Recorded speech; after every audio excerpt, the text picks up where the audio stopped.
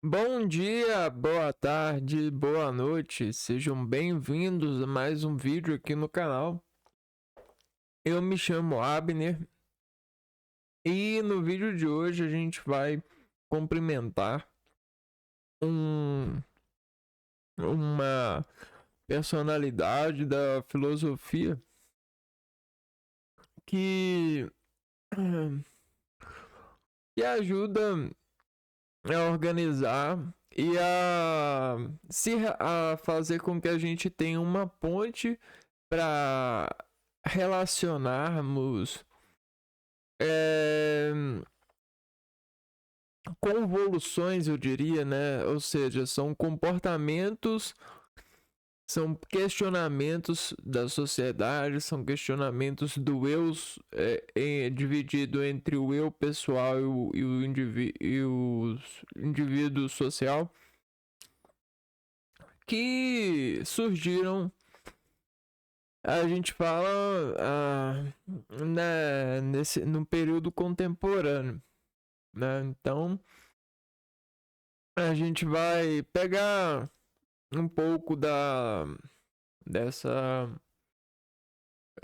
do comprimento desse personagem e vai utilizá-lo para as nossas medidas a respeito da prática da filosofia, a prática desses questionamentos e interpretamentos a partir das nossas possibilidades de buscar filtrar as respostas para chegarmos em uma resposta mais, mais comunicativa para os nossos tempos atuais, né?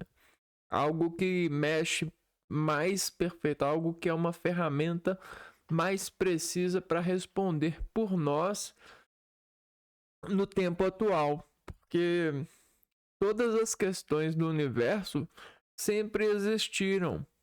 A única coisa que a gente faz é dissolvê-la na medida das nossas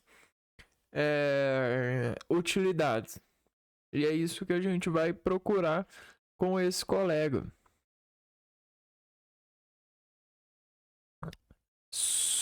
Søren Kierkegaard, né? Søren Kierkegaard ou Søren Kierkegaard. É uma pronúncia, você estava vendo aqui, dinamarquesa. Søren Kierkegaard. Søren Kierkegaard.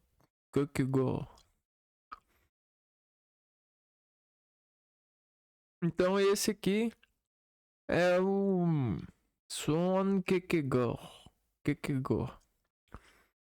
Vamos lá.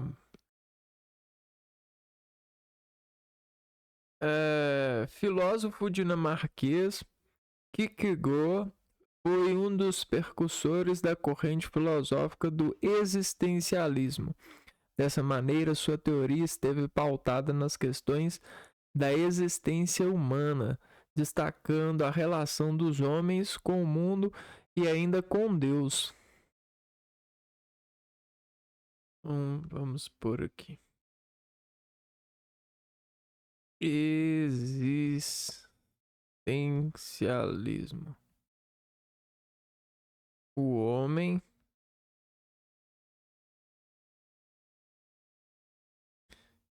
em Deus e um Deus.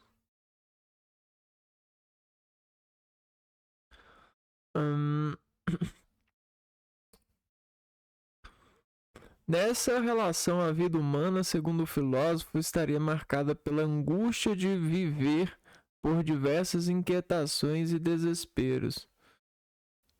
Então, existem as inquietações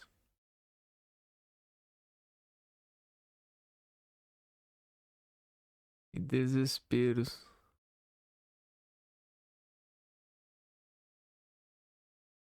Ok. Isso somente poderia ser superado com a presença de Deus. No entanto, esta é assinalada por um paradoxo entre a fé e a razão, e portanto não pode ser explicada. Então, beleza. Paradoxo entre fé e razão.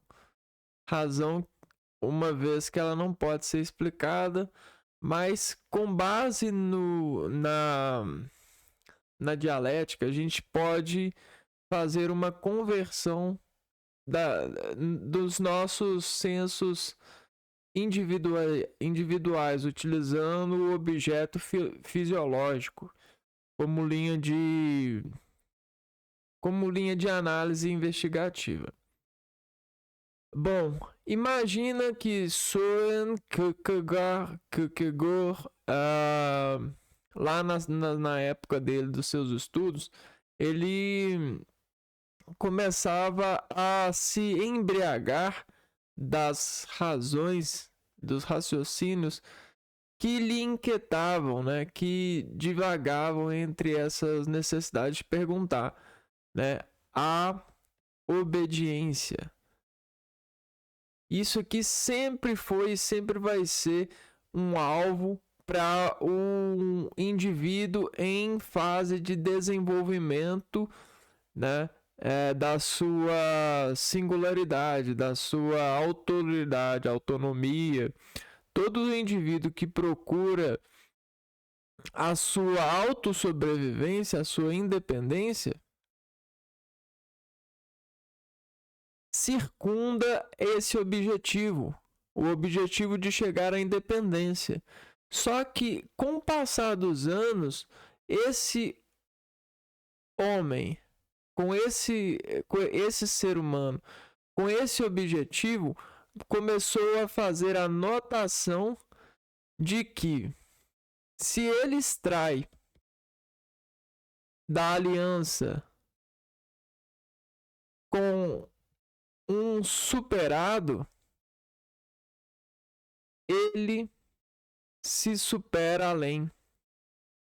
O que eu quero dizer com essa frase? Que se um filho aprende com o pai, ele vai mais longe do que o pai foi. É isso. Então, essa notação que o homem passou a fazer fez com que ele passasse a organizar a sociedade para esse espetáculo. Então a sociedade nossa, ela é toda organizada para esse espetáculo. Eu não sei se vocês vão à igreja e conseguem consultar os evangelhos dos profetas. Jesus, ele é o Filho de Deus. Nessa escala de humanidade, o Filho do Homem é o Jesus que vai obrar qual que é o profeta que vai lhe carregar. Os profetas de Jesus são os pais que um filho precisa ter, são os autores nas idades que os filhos vão ter. Então, em cada idade que o filho precisa de aprender com um instrutor a essa arte de obediência, para ele chegar à vitória, à independência, ele precisa de seguir os passos do pai. Só que o pai, ele não pode ser sempre o mesmo ser. Ele precisa de ser um ser na medida do seu Jesus, do seu filho, entende? Então, nessa linha de raciocínio, muitos seres vêm se embriagando de testes científicos, de elaborações técnicas, de formalidades de organização e cumplicidade dos dados, em administração de secretarializações desses eventos, em consultas de bíblias, né? Existem uma universidade enorme com várias divisões que buscam encaixar nesse sentido de obediência. E isso é a capacidade fisiológica de um evento sistêmico buscar a solução, Um organismo, ele sempre sintetiza aquilo que ele não tem em valor de equilíbrio. Então, tudo que tudo que é desequilibrado para um organismo, ele emite para a gerência. Ele fala, ó, tá me faltando isso. Então, se você tá com baixa de oxigênio no pulmão, ele diz assim para você, ó, respira. Ele fala assim, isso aí é o pulmão falando, né? Se o seu olho ele tá com muita insolaridade, ele faz assim, ó, dependendo, né? Porque isso é ele falando que tá com falta de proteção, falta de amparo de insolação, né? A mesma coisa é a reação dos homens em uma sociedade. Se algo falta para esses homens em uma sociedade, eles vão afirmar o desequilíbrio. E aí você vai, às vezes você assiste alguns vídeos meus e questiona por que o Abner era assim. Porque existem faltas na minha vida, né? Então eu questiono essas faltas. Por que eu preciso viver em um mundo de faltas, né? Por que eu não posso dizer? Eu devo afirmar. É um sentido natural afirmar as faltas. Por mais que as pessoas vão contar das fórmulas que elas, em lei, consultam as fórmulas para contar, eu preciso de contar. É a minha necessidade de me autoafirmar nesse mundo, nesse intelecto. Então, são notações que o filósofo faz, né? E imaginando, né, na arte do ser humano, em princípio, imagina um ser sem pai. Qual seria o pai desse ser? Pai sem pai. Seria o seu reflexo. Alguns chamam de o ego, o alter ego. Alguns chamam assim. Seria o reflexo, o conjunto analítico de reflexos a partir de ações que um indivíduo toma e processa. Esse se torna o pai. Só que da onde que a gente tira esses reflexos? A gente não tira esses reflexos da natureza? Então a natureza ela passa a revelar um pai para nós nesse sentido de Kierkegaard, né? No sentido de você pegar a notação de quem extrai da aliança com um superior e aí ele faz você superar, ele faz você ir além. É você pegar esses conselhos de um pai para a independência. Se você não tem um pai, você pega com os reflexos que você tem praticado. A análise desses reflexos vai gerar um pai para você e você vai obedecer a eles e ele vai se tornar o seu Deus.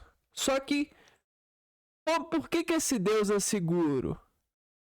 Porque esse Deus é só um.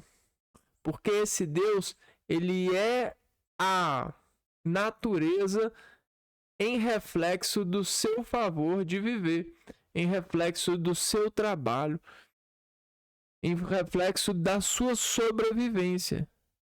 Então, se você sobrevive por um Deus, né? Então você tem também aqueles que estão perto desse Deus, que são aqueles que praticam a obediência há mais anos, há anos além. Você está entendendo? Porque no mundo você só tem uma objetividade. Você não é subjetivo com o sistema. O sistema ele sempre avisa quando tem desequilíbrio. Você pode criar subjetividade quando você embaralha a frase. Você cria modulação para a frase, mas você não cessa a frase. Você não acaba com a frase, você não soluciona a frase. Você só modula a forma que você diz a frase. E redizer essa frase é acontecer nessa sequência de anos. Né? Então a gente é o mesmo do qual o primata foi. Só que a gente evoluiu no sentido de seguir as obediências do pai. Hoje a gente tem uma sociedade totalmente organizada nesse consumo. A gente consome obediências do pai para que a gente tenha mais facilidade de ser obediente ao processo que nos é difícil, que nos é mandado, né?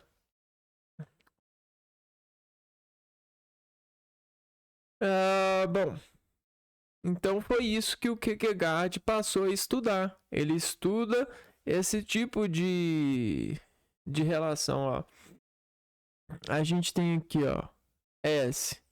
S para nós ele é um parâmetro.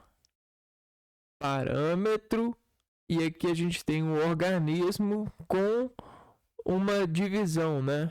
Com um símbolo de barra, né? Então, parâmetro de órgão barrado por uma reação que desescala uma onda que é constante e informada a partir de uma escala de uma reação que é constante, que desescala uma carga de atenção ao quadrado de uma reação que sofre um amparo, né? Que você tem um efeito de barra aqui, ó. Você tem um efeito de barra no órgão, no sistema. Porque isso aqui é uma linguagem sistemática. Se você não consegue ver isso, é porque você não consegue entender que cada uma dessas letras interfere no conjunto desses dados.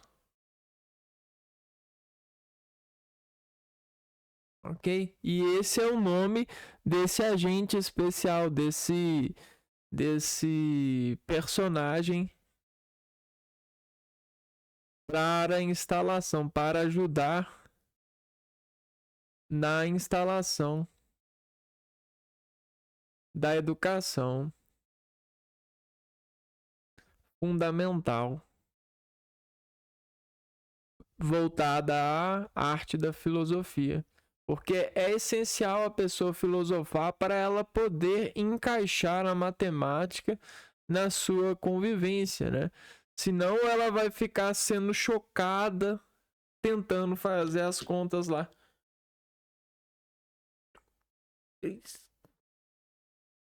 Ou ela vai ficar chocada tentando ler e aceitar que A é A e B é B. A, B, C.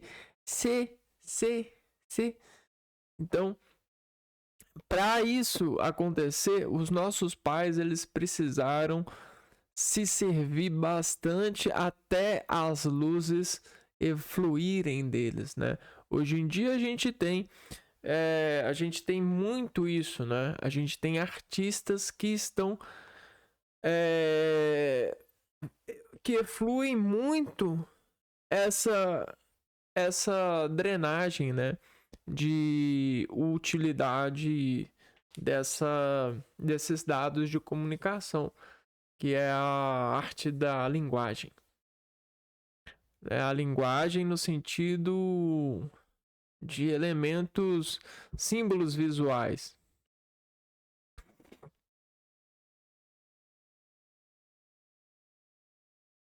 Então vamos partir aqui, ó. Kierkegaard.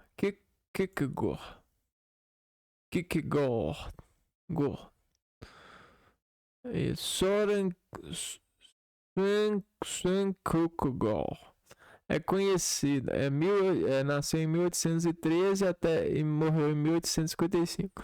Ele morreu muito novo, né? Com menos de 40 anos, 42 anos, né? É conhecido na filosofia como o pai do existencialismo. Para ele, a vida dos seres humanos está repleta de expectativas irrealizáveis que reduzem a sua existência. Então, Kierkegaard, o Kierkegaard, ele já pensava assim, ó. Ele já sabia sobre a composição do lado, ele pensava no negócio do eterno, né? Então, se a vida ela é eterna, né? Qual que é a expectativa que eu tenho no agora? Sendo que esse agora ele vai ser para sempre o mesmo.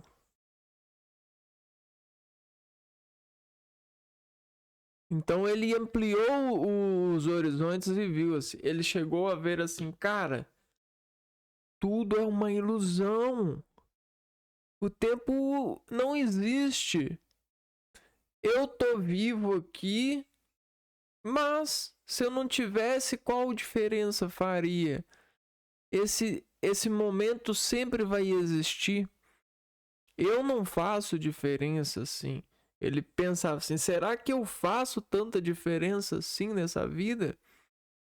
Né? Como eu posso entender isso, né? E aí, por isso a gente tem todas as existências nos fazendo esquecer esse tumor que é você pensar dessa realidade, né? Você sair, você se desacorrentar desse existencialismo e passar a viver desabdicado, né? Ou você não ter uma pauta para viver, você pensar sem você viver sem acreditar que existe algo superior, que esse momento é único, que daqui a 100 anos não vai ser igual o pensamento, os questionamentos dos seres humanos não vão ser iguais, né? Porque é o que o Kierkegaard afirmava, ele afirmava que aqui, ó, eu estou aqui em 1835, né?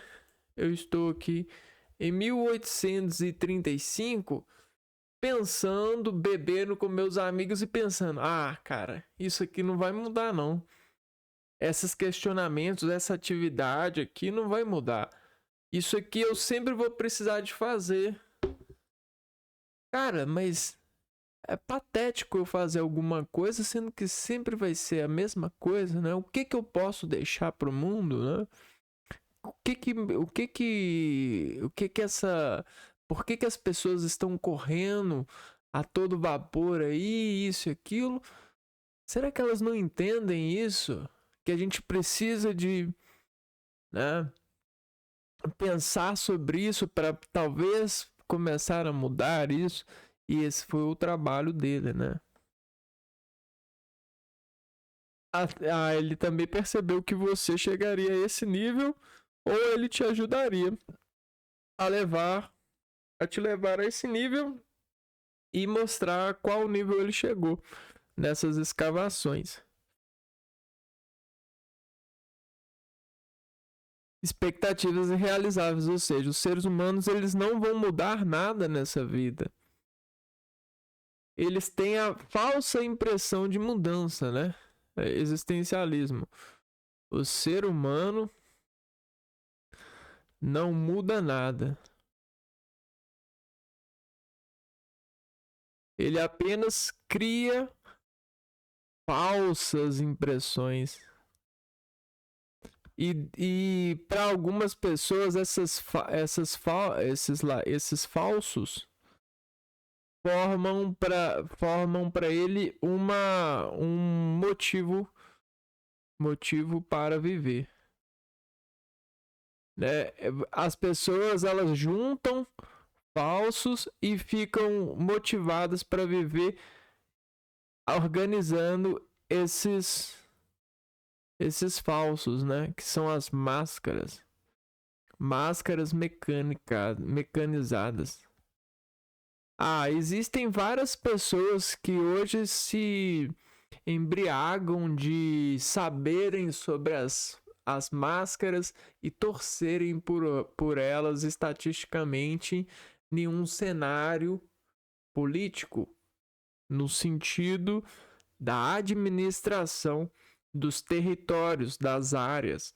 Às vezes as pessoas acham que o evento marcante acontece no estádio de futebol, mas na verdade acontece na ida ao estádio, né? Existe uma análise que é pautada pela ida, pelos movimentos sociais em busca de um objetivo, de uma preservação, de serem servidas por um tipo de tendência, né?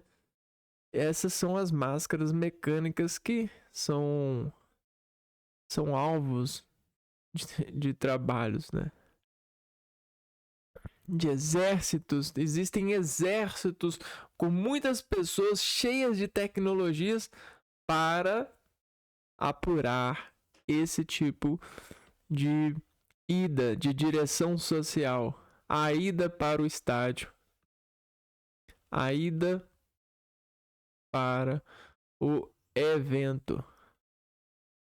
É mais cara do que o evento em si. Coloca isso na sua cabeça filosoficamente para você entender qual que é o lado desses trabalhos de dados de tendência social. Aqui, ó. Revela comportamento social. E às vezes mantém a máscara.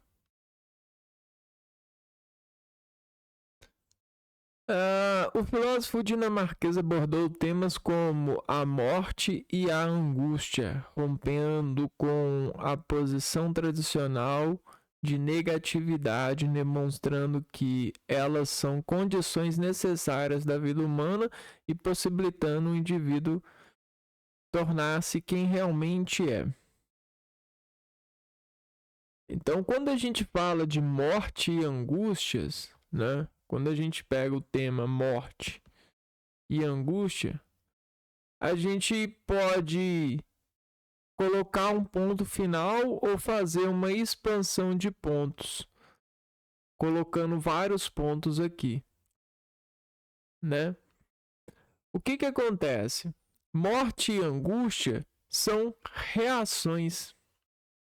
Reações que sempre serão pratos principais. Eles participam do menu social. Então, se eles sempre vão estar para nós, eles são essencialmente utilizados como elementos de primogenialidade. O que eu quero dizer com essa palavra nova, né? Essa palavra embrionária que junta uma corda genética da palavra primitiva com da palavra atividade. Eu estou querendo colocar que esses sentimentos, essas reações, elas são ativas no sistema das pessoas. Se elas são ativas, elas podem a qualquer momento serem servidas a um indivíduo. pensando nisso, a academia, a universidade, a intelectualização,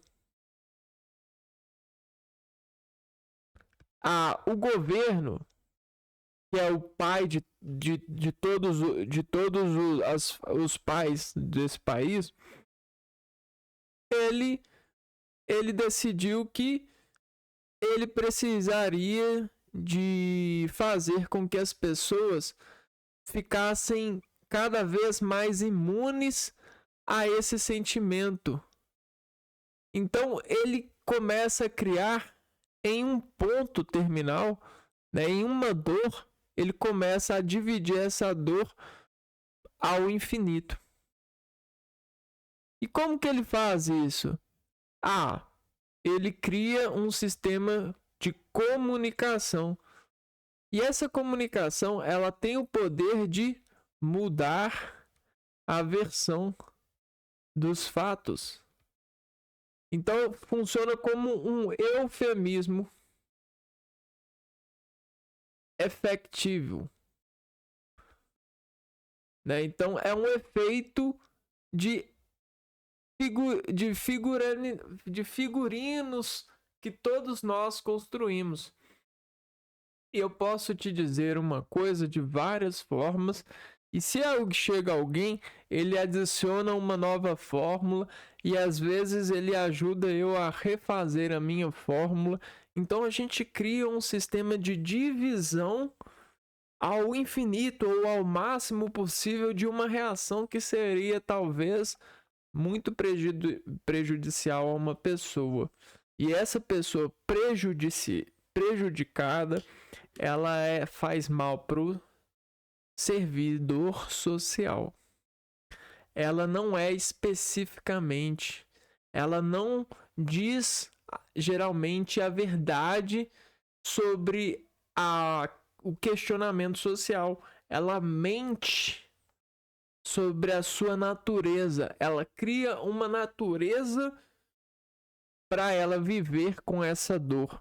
Mas quando ela aceita essa dor, ela consegue ser útil ao social, porque ela consegue dizer a verdade para a sociedade e ela não precisa de fazer um mundo de fantasia, nem viver nesse mundo para levar a sua verdade ao conjunto de verdades sociais que formam, em análise estatística, um modelo de sociedade para o governo buscar metas, buscar objetivos.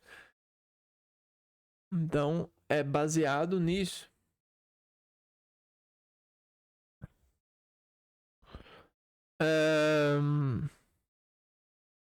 Possibilita o indivíduo a tornar-se quem realmente é.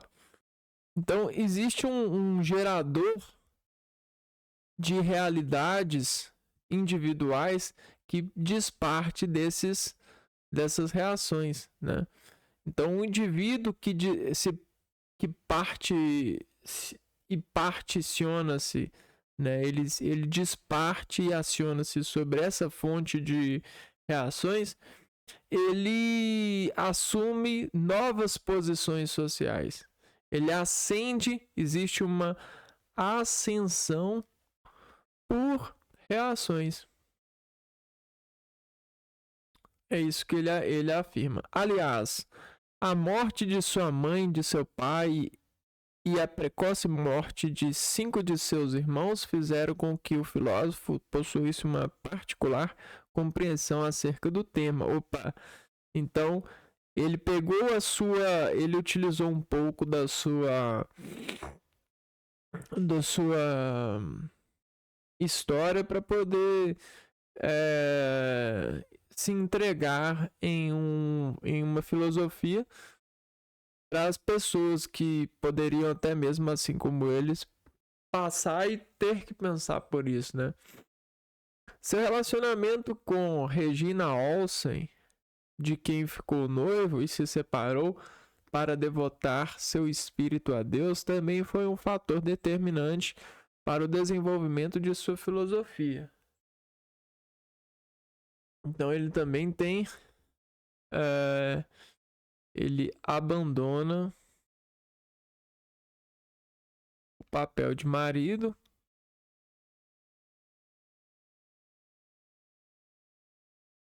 para ser um inscrito de Deus, um seguidor mais digno de Deus, né? De saúde frágil, Søren Kierkegaard dedicou sua vida à construção de uma filosofia cristã crítica ao modelo desenvolvido pela Igreja Luterana dinamarquesa. Ok. Ele criticava as ideias luteranas. Então, se existe uma crítica, vamos voltar aqui, ó. Se existe uma crítica,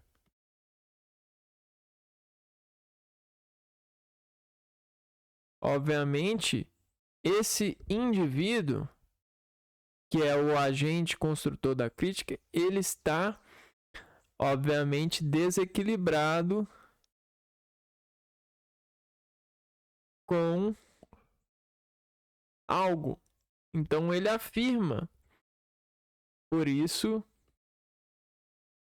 ele afirma. Ele critica. Ok? Agora, a crítica, ela pode dizer várias coisas, né? Então a gente precisa de fazer as análises das críticas sobre o criticado para ver, né, do que realmente diz, né?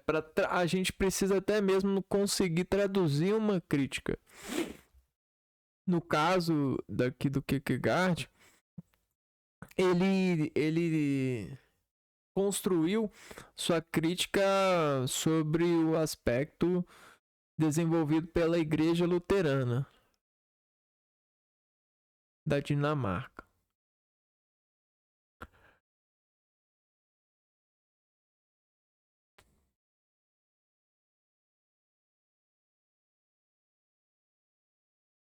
Ideias. Igreja Evangélica Luterana da Dinamarca, ou Igreja da Dinamarca, como é oficialmente conhecida, é a Igreja de Estado da Dinamarca e tem uma longa história com raízes na Reforma Protestante. Os princípios luteranos, como a fé como única via para a salvação e a Bíblia como fonte suprema de autoridade. Então ele criticava isso, ó.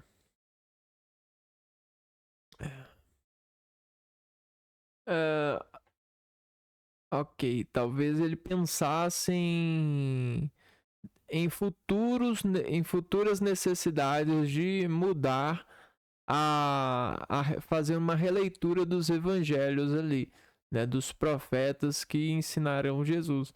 Talvez ele pensasse em que no futuro a gente precisaria de novos métodos para ensinar o Jesus, que é o filho do Pai, né, que representa o filho do Pai. Beleza, eu concordo. Principais conceitos na obra do Kierkegaard. Ele viveu 42 anos, tendo como meta a divulgação da palavra de Deus. Ao mesmo tempo, o filósofo foi um duro crítico da Igreja Protestante Luterana da Dinamarca. Ele acreditava que a interpretação feita pela religião era tendenciosa e separava os indivíduos de sua verdadeira natureza divina. Então, aquela questão da igreja, né, criar sua interpretação, na visão do Kierkegaard, essa interpretação ela fazia com que os indivíduos houvesse dificuldade deles encontrarem suas realidades, né, aqui, ó. Verdadeira natureza divina, encontrar suas verdadeiras naturezas divinas. Então é como se a igreja falasse assim: todos nós somos milhos, devemos servir como milhos. E às vezes o Kierkegaard ele acreditava que existia algum feijão ali, algum amendoim, né? Então a igreja vira e fala: somos milhos de Deus. E aí o Kierkegaard ele fala assim: às vezes pode ter milho, mas pode ter amendoim, pode ter feijão. Tá entendendo? Todos são natureza, todos são grãos. São grãos, são natureza, mas porém eles se diferenciam em proporções. E essas proporções, que é dada pela natureza das pessoas, elas precisam de encontrar as suas verdadeiras naturezas, suas verdadeiras proporções. Então, quando a igreja ela fala a proporção que o indivíduo tem que ter para ser um filho ótimo de Deus, para ser um gostoso de Deus, para ser um cara que vai ter tudo, vai ter salvação, vai ganhar tudo, não vai faltar nada, às vezes não é a proporção que a natureza de Deus quer, né? Às vezes a igreja fala assim: a gente quer que todos vocês sejam milhos pra gente não faltar milho pra gente. Só que às vezes a natureza da pessoa nasceu para ser amendoim. E aí a igreja ela cria uma dificuldade para querer amendoim, porque ela quer que todos sejam milho, entendeu? E aí a religião, a região, ela fica assim: não, amendoim não. Pode ir lá, eu não quero comprar. E aí o amendoim ele fica vencido. Ninguém compra o amendoim e todo mundo fica comprando só o milho. Você entendeu? E o Kierkegaard fala assim: não, a gente não pode fazer isso não, que isso vai dar problema depois. A gente precisa de descobrir e aceitar, né, as coisas.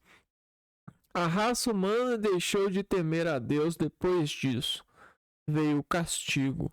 Passou a temer a si mesma, a ansiar pelo fantasmagórico, e agora treme diante dessa criatura de sua própria imaginação. Assim o filósofo dedicou. Gostei dessa frase. Assim o filósofo dedicou-se ao existencialismo e a definir o que é a existência. Segundo Kierkegaard, esta questão havia sido negligenciada pela tradição da filosofia, isto é, Descartes havia definido o cogito, penso logo existo, sem dar conta do que é a própria existência. Então ele até mesmo ele contorceu a afirmativa, né, do questionamento do Descartes, concebendo que ele não havia conseguido definir o que é a existência, né? Então, e a existência talvez não seja só o pensamento.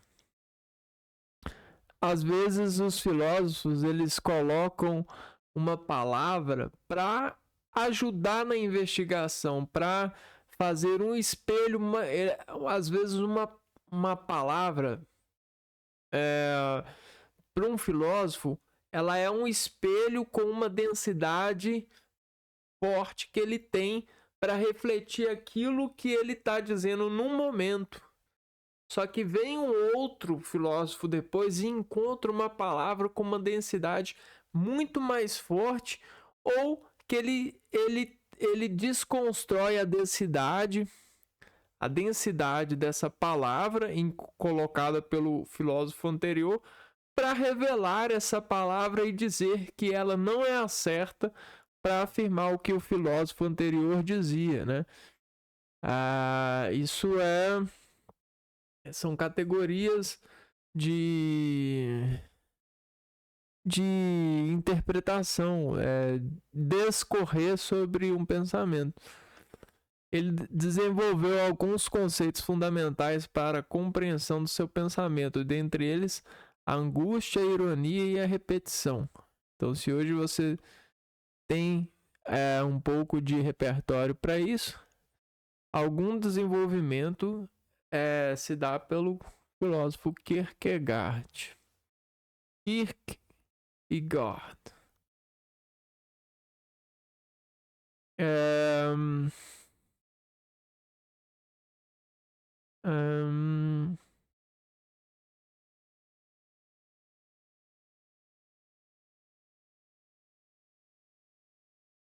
Vamos pegar aqui para finalizar. A raça humana deixou de temer a Deus. Lembrando que esse Deus aqui, ó, é a reação, né, da pessoalidade de querer isso, né, de querer isso, ou o tal do Cristo, né? Cristo é querer isto. Mas por que a gente quer isto? Porque a gente insiste. Por que a gente insiste? Porque de alguma forma a gente sabe objetivamente que o isso faz bem. O isso nasceu para mim. Nasceu para eu querer. Isso a gente já falou que fisiologicamente a gente consegue instituir essa razão, né? São razões fisiológicas que a gente usa para chegar a esse ponto, né? Então Deus, ele é esse sinalizador, ele está por nós, assim como um pai está por um filho, né? No sentido da relação de obediência, né? Para a gente chegar além, mesmo com aquele sentido do existencialismo que o Kierkegaard ele pensa, né? Até porque, veja só, o tempo não existe, nós vamos pensar assim a vida inteira, nós não temos condição de mudar nada, a única coisa que a gente tem condição é fazer as pessoas encontrarem as independências de forma mais fácil, né? A obediência, que a obediência vai levar ele à condição de ter independência. Depois disso veio o castigo. O castigo é o que seria, né? Castigo é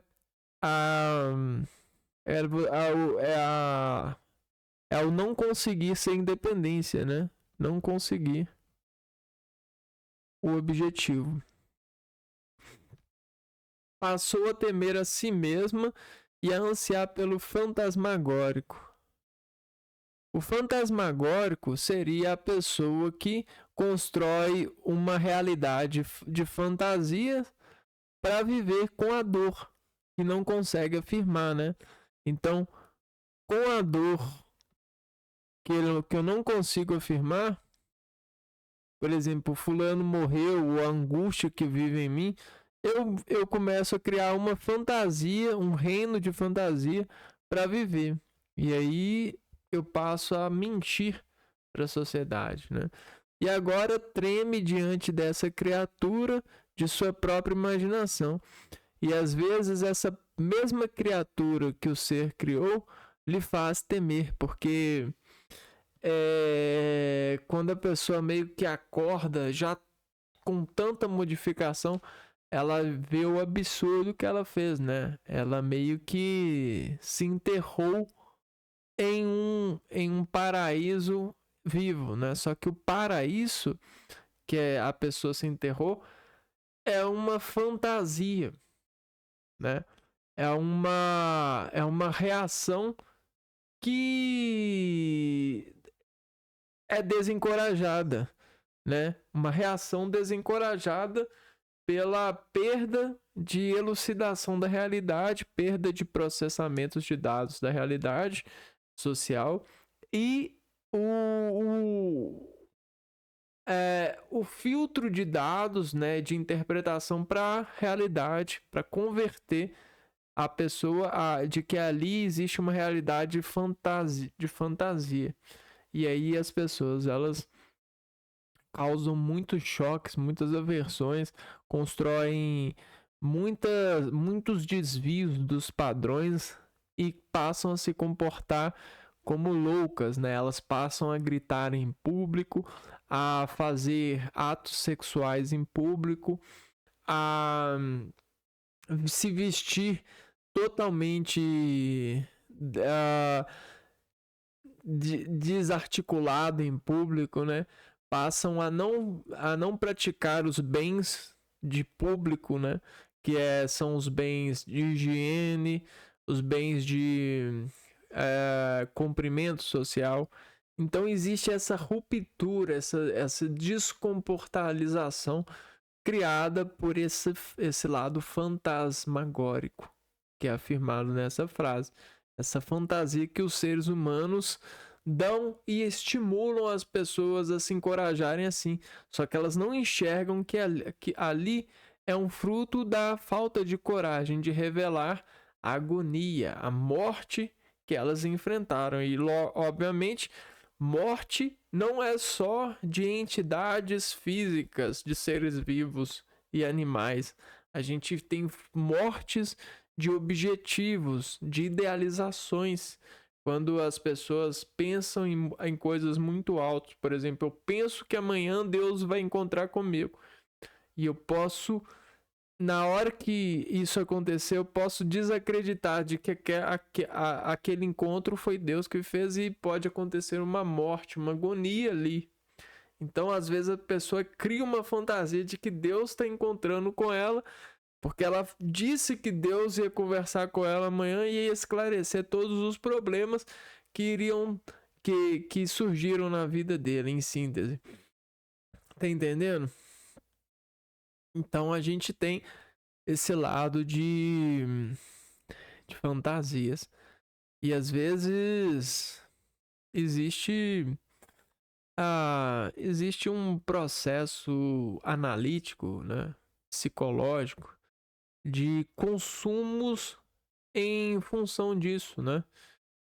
Existe seres com alta complexidade que conseguem serem ótimas entidades sociais em seus trabalhos, mas também elas só são para poderem continuarem sobrevivendo, e quando voltam para suas casas, para suas famílias, elas se entregam para os mundos fantasmagóricos, as fantasias.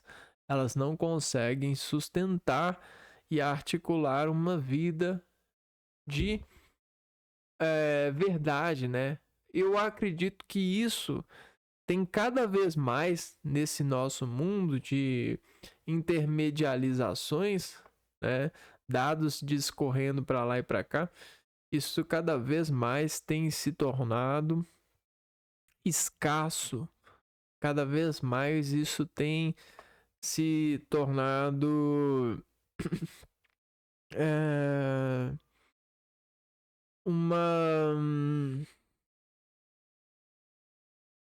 algo que está extinto na sociedade, né? Está extinto, em extinção, né? Está acabando isso, né? A pessoa ela não consegue mais acordar e dormir em um mundo real. Ela sempre está acessando um mundo virtual, sendo por um canal ou outro canal, uma via ou outra via. E de certa forma, a intelectualidade, o cientista, ele sabe que isso é uma descontração, utilizando uma ferramenta para fazer cosquinha no seu ego, né? Utilizando a artificialidade para se envolver a um nível muito infra de interior, um nível muito infra-interior. Então é ao nível de ponta, né? Que consegue fazer você dissolver toda a realidade e colocar toda a realidade em função de pontos e traços que são